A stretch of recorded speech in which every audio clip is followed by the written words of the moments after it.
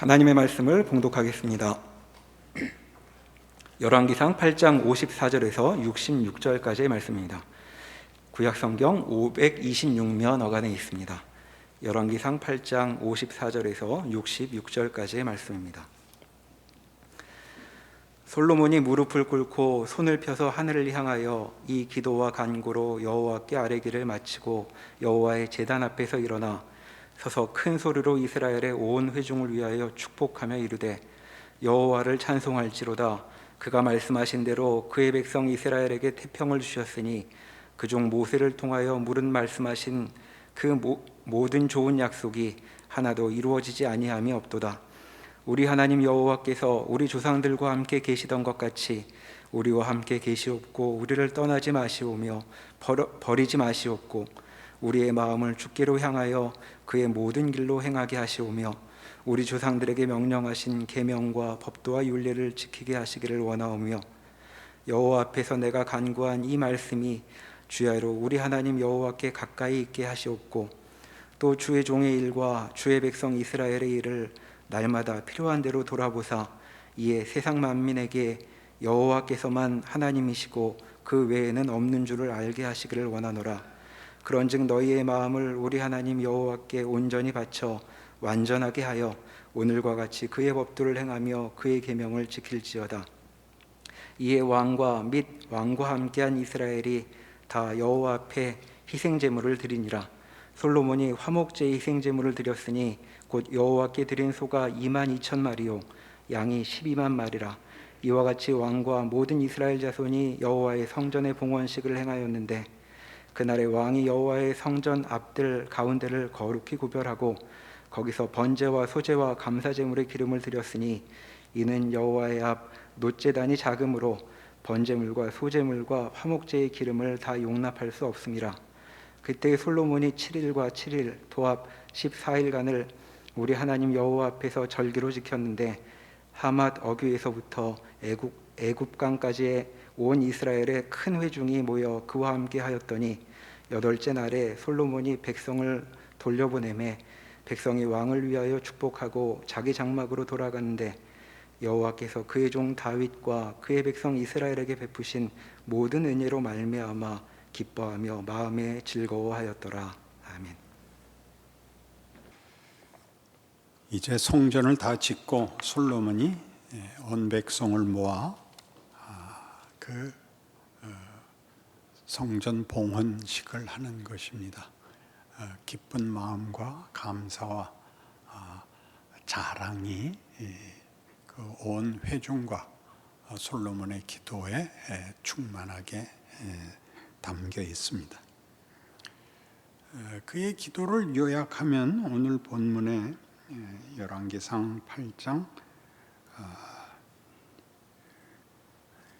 58절 보시면 우리의 마음을 주께로 향하여 그의 모든 길로 행하게 하시오며 우리 조상들에게 명령하신 계명과 법도와 율례를 지키게 하시기를 원하오며 여호와 앞에서 내가 간구한 이 말씀이 주야로 우리 하나님 여호와께 가까이 있게 하시옵고 또 주의 종의 일과 주의 백성 이스라엘의 일을 날마다 필요한 대로 돌아보사 이에 세상 만민에게 여호와께서만 하나님이시고 그 외에는 없는 줄을 알게 하시기를 원하노라.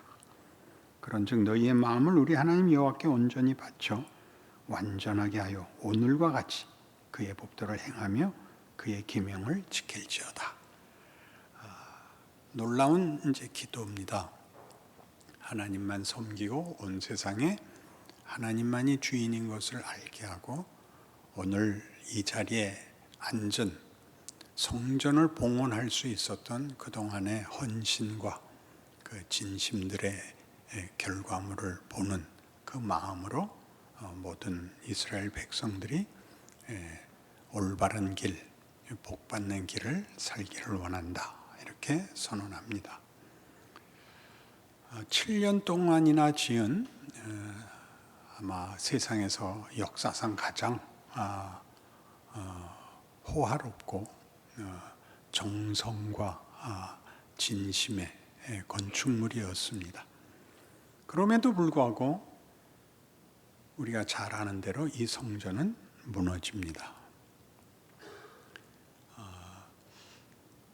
솔로몬의 그 진심과 백성들의 화합에 있는 그 열정과 그 진심에는 일말의 의심이나 부족함이 없어 보이는데, 이 성전은 무너지고 더더욱 크게 나라가 뽑혀서 이 민족에게 포로가 됩니다. 그러니까 이 글들은 지금 바벨론의 포로로 간 후손들이 이로부터 약 400년 가까이 후에 일어난 현실, 즉 실패와 낙심, 불안, 분노 속에서 돌아보는 자기들의 선조들과 나라의 역사인 것입니다. 특별히 솔로몬의 이 성전 짓는 일은 성경에 너무나 자세히 나와 있습니다. 모든 것을 백향목과 황금으로 짓고, 그 격식과 외양과 각 부품들이 얼마나 정성 속에서 선별됐고 만들어졌는가가 자세히 나와 있는데, 그 성전이 이방인의 손에 의해서 회파되고 자기네들은 나라를 잃고 쫓겨와 있는 현실에서 돌아본다면 이런 자세한 내용이 나열되는 것이 기쁜 일은 아니었을 것입니다. 그래서 우리는 솔로몬이 성전을 짓고 백성들과 함께 2주가 아니라 축제를 벌이고 그 온 마음들의 감사와 만족이 있었던 일들에 도대체 무슨 문제가 있었는가? 성경은 무슨 말을 하고 싶은가? 이렇게 이 본문을 돌아봅니다. 가장 쉽게는 솔로몬은 잘했는데 그 다음 후손들이 잘못해서 이렇게 됐다. 그러면 제일 쉽습니다. 그러나 이제 우리 따져보겠지만 나라가 분열되고 엉망이 되는 단초를 제시한 것은 솔로몬입니다. 솔로몬으로 인하여 그 다음 때에 가서 나라가 나뉘고 북이스라엘은 유다 왕조의 등을 돌리고, 그리고 자기네끼리 새로 만든 나라의 정체성을 위하여 우상을 도입하게 되고 그것을 남왕국도 배우게 되고 하는 일들이 말하자면 솔로몬이 그 이유인 것입니다. 솔로몬과 당시에 이 기쁨에 참여한 현장에 있었던 이스라엘 백성들은 정말 진심과 열정으로 이 기쁨을 누리고 있고 그걸 탓할 필요가 없습니다. 그러나 바로 이 문제가 저들이 진심과 열정을 가진 거기에 큰 결함이 있었다라고 역사를 들어 설명하는 것이 구약 성경이죠. 우리는 예레미야 7장에 오면 예레미야라는 선지자는 이제 망하는 시기에 남왕조가, 북왕조는 이미 망했고 남왕조가 망하는 때에 하나님의 말씀으로 남왕국 유다 백성들에게 절절한 호소를 했던 선지자입니다. 유다 백성들은 당시에 국군이 쇠하였고 국제적으로 위기 속에 있다는 걸 알고 있었지만 나라가 망할 거라고는 믿지 않았습니다. 이유는 그들이 선민이요, 하나님의 약속을 가진 백성이요, 다윗 왕가의 영원성이라는 중요한 약속을 하나님께로 받은 백성이기 때문입니다. 어떤 일이 있어도 나라가 망할 거라고 생각지 않았습니다. 그래서 예레미야 7장에 이 무서운 경고가 나오죠. 너희는 이것이 여호와의 전이라, 여호와의 전이라, 여호와의 전이라 하는 거짓말을 믿지 말라, 이렇게 됩니다. 여호와의 전이 뭐가 거짓말일까요? 여호와의 전이 여호와의 전이 아닌 걸까요? 하나님이 이전에 아니 계시는 걸까요? 무엇이 거짓말일까요? 그 후에 이어서 이렇게 얘기합니다. 이것이 여호와의 전이라고 믿지 말라라는 말은 이런 뜻이다. 예전에 하나님께서 실로에 행한 일을 기억해 보라. 실로에 행한 일은 사울 왕 때 법궤가 놓여졌고 제사가 진행되던 성읍이었습니다. 그때 무슨 일이 있었죠? 사무엘상 4장에 그 사건이 나오죠. 블레셋과 싸움이 벌어졌는데 이스라엘이 패합니다. 왜 우리가 패했는가? 하나님이 우리와 함께 있지 않아서 그렇게 됐다. 그럼 어떻게 하면 하나님이 우리 편을 들게 하실 수 있는가? 법궤를 모셔오자. 그래서 법궤를 가져왔죠. 그리고 그 다음 전투에서 더 철저히 패하게 됩니다. 법궤는 빼앗겨지고 엘리와 두 아들이 죽습니다. 너희는 실로에 행한 일을 생각해 보라 라고 얘기합니다. 너희가 성전을 지은 것이 너희 신앙과 너희가 믿는 이 하나님에게 만족스럽고 책임이 끝난 것이냐라고 묻는 것입니다. 그러니까 여기서 거짓말은 다른 거짓말이 아니라 솔로몬이 지은 성전에 대하여 갖는 저들의 감격, 저들의 어떤 자랑이 거짓말이라는 거죠. 그럴 리가요. 솔로몬은 하나님께 지혜를 구하여 크게 칭찬을 받은 왕입니다. 어찌 그런 실수가 있을 수 있겠습니까? 그러자 성경은 이 부분도 똑같이 지적을 합니다. 같은 예레미야 선지자를 통하여 예레미야 9장 23절에 이렇게 꾸짖습니다. 여호와께서 이와 같이 말씀하시되 지혜로운 자는 그의 지혜를 자랑하지 말라. 용사는 그의 용맹을 자랑하지 말라. 부자는 그의 부함을 자랑하지 말라. 누구 보고 하는 소리 같아? 다 솔로몬한테 걸리잖아요. 자랑하는 자는 이것으로 자랑할지니 곧 명철하여 나를 아는 것과 나 여호와는 사랑과 정의와 공의를 땅에 행하는 자인 줄 깨닫는 것이라. 나는 이 일을 기뻐하노라. 그러니까 우리가 아차 싶지 않습니까? 솔로몬과 당시의 이스라엘 백성들은 결국 그들의 진심과 그들의 열심의 하자가 있었던 것이 아니라 무지했거나 순진했던 것이죠. 이 무지하고 순진하다는 것은 그들을 택하고 그들의 하나님이 되기로 하고 그들로 자기의 백성이라 약속하신 분이 어떤 분인지 무엇을 원하는지에 대해서 무지했던 것입니다. 이건 굉장히 구약을 이해하는데 가장 큰 주제일 것입니다. 우리는 출애굽기 19장에서 이미 애굽에서 기적 속에 꺼낸 그의 백성들을 향하여 하나님이 모세를 불러 이렇게 명하십니다. 백성들에게 가서 꼭 이렇게 전해라.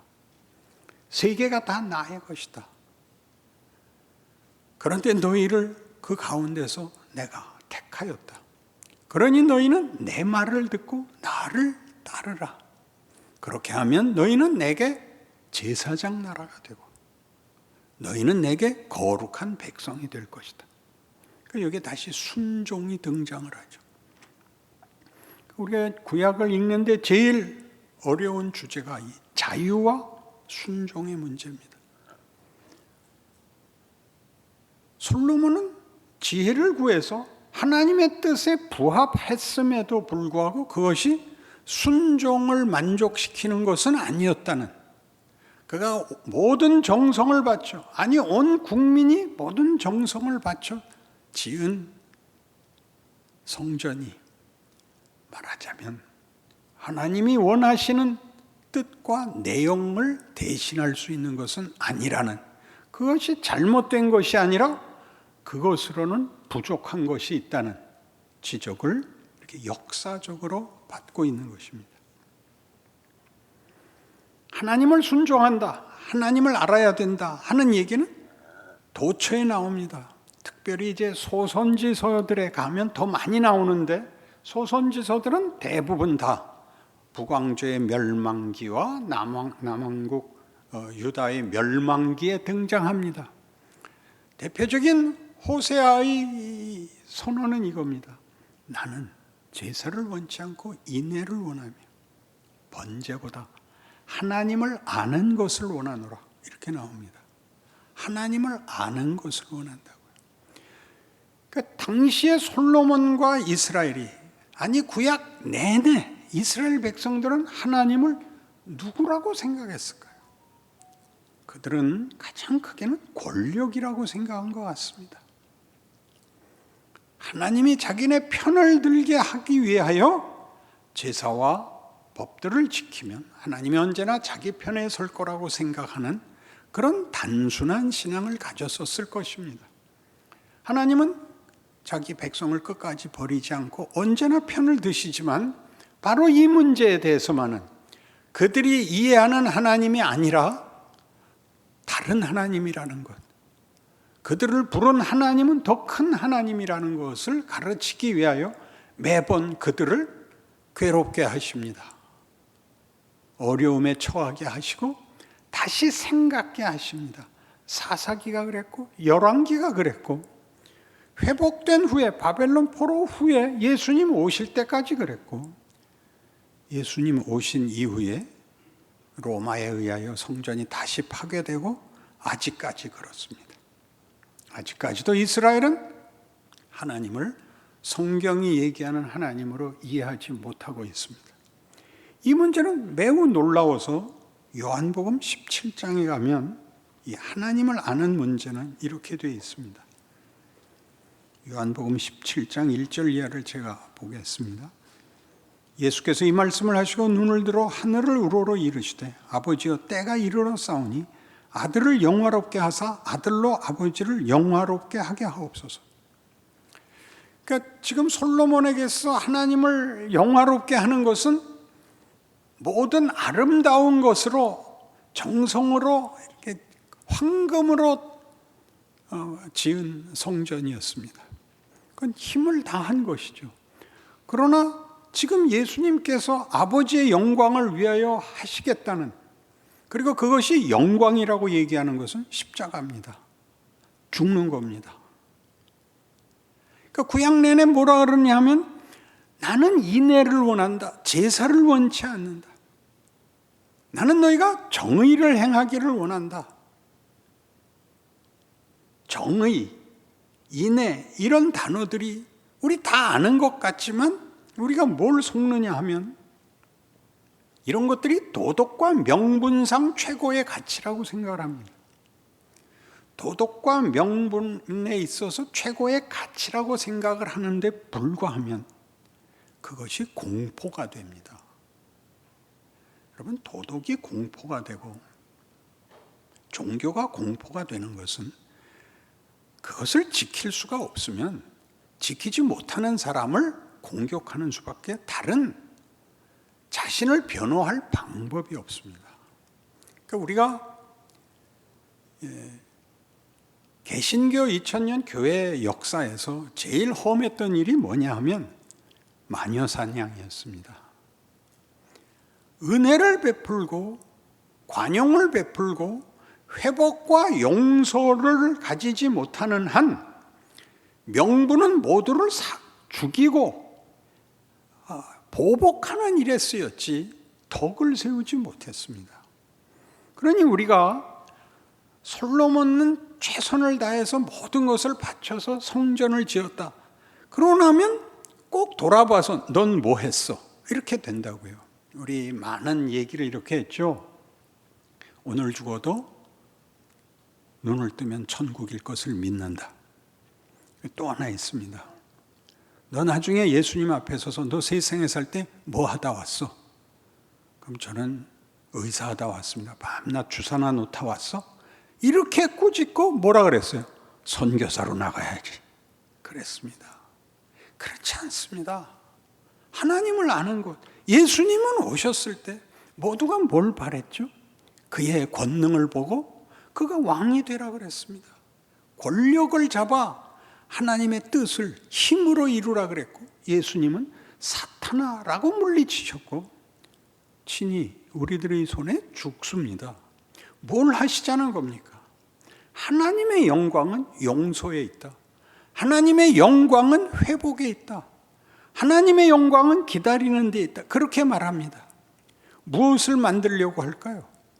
우리 자신이 사랑과 용서와 회복을 가지는 사람이 되기를 바라십니다. 우리가 권세를 갖거나 능력이 있기를 전혀 바라지 않습니다. 코로나죠. 아무것도 할 수 없다고요? 모일 수도 없고 여러분, 왜 자기 자신일 수 없는 법은 없습니다. 늘 자기는 자기 자신이고, 자기 자신이 되는 일은 외부에서는 전혀 방해를 할 수도 도울 수도 없습니다. 여러분이 얼마만큼 신자다워지느냐 하는 것은 다른 모든 방법이 필요 없이 여러분 스스로가 되는 수밖에 없습니다. 하나 더 갈까요? 아버지께서 아들에게 주신 모든 사람에게 영생을 주게 하시려고 만민을 다스리는 권세를 아들에게 주셨습니다. 예수가 가진 권세는 폭력도 무슨 능력도 아니고 십자가였다고요. 뭘 하려고요? 영생을 주려고요. 그렇게 받은 생명입니다. 그가 죽어서, 그가 십자가에 못 박혀서 주신 거야, 이렇게 신파조로 읽으라고 준 게 아닙니다. 이 영생을 뭘로 만들었는가 보이라는 겁니다. 여러분이 죽으셔야 됩니다. 여러분이 죽으셔야 된다고요. 지셔야 돼요. 그게 우리가 받은 구원입니다. 영생은 곧 유일하신 참 하나님과 그가 보내신 자 예수 그리스도를 아는 것입니다. 여러분은 예수를 누구라고 아세요? 누구라고 아는 거예요? 예수와 십자가가 왜 폭력이 되냐고요? 왜 그게 권력이 되냐고요? 그러니까 안타깝죠. 하나님, 저에게 힘을 주세요. 그럼 제가 다 할게요. 여기서부터 빗나간다고요. 정의는 어떻게 요구가 되죠? 정의는 꼭 이걸로 설명이 됩니다. 과부와 고아를 돌아보라. 여러분, 고아원 짓자, 요양원 짓자는 물론 아닙니다. 구제하라는 얘기가 아닙니다. 무력한 자를 인간 대접해라, 그러는 말입니다. 언제나 한 사람.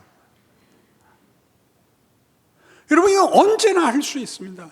여러분에겐 이웃은 언제나 있습니다. 가족이 있습니다. 여러분이 사람을 대할 때 그 사람을 한 인격으로, 어떤 존재로 하나님이 그 아들을 보내어 그의 백성으로 삼으려는 대상으로 보라는 하나님을 아는 이 마음을 갖지 않는 한 우리는 늘 핑계가 생깁니다. 예수 잘 믿고 싶은데 안 돼요. 해보신 적이 없잖아요. 예수님은 이렇게 우리한테 선언하셨습니다. 수고하고 무거운 짐진 자들아. 이게 다 우리입니다. 성전 짓기에 수고하고, 이게 종교적인 어떤 지위와 보상을 확보하기 위하여 수고하고 무거운 짐진 자들아, 다 내게로 오라. 내가 너희를 쉬게 하리라.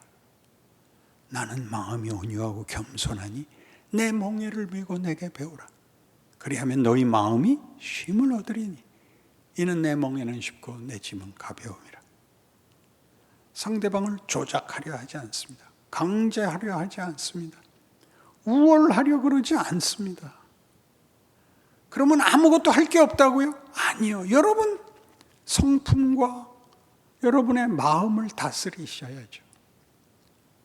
경쟁과 우월감과 경멸과 비난과 저주와 보복과 분노에서 여러분을 격리해내셔야죠. 달라지셔야죠. 이게 성경이 요구하는 것입니다. 외적 조건과 전혀 상관이 없죠. 오늘 당장 시작할 수 있습니다. 우리는 믿었고 너는 안 믿었다. 당신은 신앙생활을 잘하고 당신은 못한다. 이런 말은 우리에게 사용되지 않습니다. 교육적으로만 사용합니다. 하나님은 아브라함을 이렇게 부르십니다. 아직 아브라함이 아무런 실력이 없을 때 시작이 이 약속입니다. 내가 네게 복을 주어 네 이름을 창대케 하리니 너는 복의 근원이 될지라. 너를 축복하는 자에게는 내가 복을 내리고 너를 저주하는 자에게는 내가 저주하리니 땅의 모든 족속이 너를 인하여 복을 얻을 것이니라. 그게 우리입니다. 그게 우리입니다. 아브라함이 무엇을 내서 그에게 어떤 권력과 어떤 지위가 주어지는 것이 아니지 않습니까?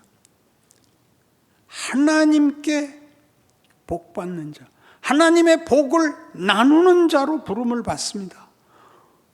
땅의 모든 족속이 말이죠, 차별화해서 확인을 하고 누구를 비난해서 확인하고 하는 데서 벗어나 여러분은 누구든지 만나면 그 사람이 존귀한 존재라고, 내가 대접을 받는 것과 같은 대접을 받아야 된다고 여러분을 계속 훈련하십시오. 남에게 대접을 받고자 하는 대로 너희도 남을 대접하라. 그건 명분이 아닙니다. 우리 존재론입니다. 그리고 예수께서 가신 길이고 오늘 우리가 따라가야 하는 길입니다. 매일 해야 됩니다. 왜요? 매일 누군가를 만나니까. 매일 시험과 유혹 앞에 있으니까. 거기서 여러분이 이 신자가 돼야 됩니다. 그렇지 않으면 뭐였죠? 너희는 이것이 여호와의 전이라 여호와의 전이라 여호와의 전이라 하는 거짓말을 믿지 말라. 그 경고를 제대로 받아들이셔야죠. 그렇게만 된다면 우리 이 코로나 시대 아브라함에게 주신 약속까지 너를 축복하는 자에게는 내가 복을 내리겠다. 땅의 모든 족속이 너를 인하여 복을 받을 것이니라. 예, 주인이 될 수 있을 것입니다. 이 하나님을 아는 지식과 신앙과 여러분의 현실이 되시기를 바랍니다. 기도하십시다. 하나님 아버지, 우리는 용서하는 자가 되고 복을 나누는 자가 되고 회복하는 자가 되고 기다려주는 자가 되고 하는 그 사람이 되고 싶습니다. 예수님이 그리하신 것처럼, 아버지께서 기뻐하신 것처럼 그런 인생을 살고 싶습니다. 아무에게도 핑계를 댈 수 없고 책임을 전가할 수 없습니다. 오늘 주의 말씀 앞에 서서 오늘부터 다른 인생을 살기로 결심하고 훈련하고 연습하고 기도하여 승리하고 감사하는 자리에 이르게 하시옵소서.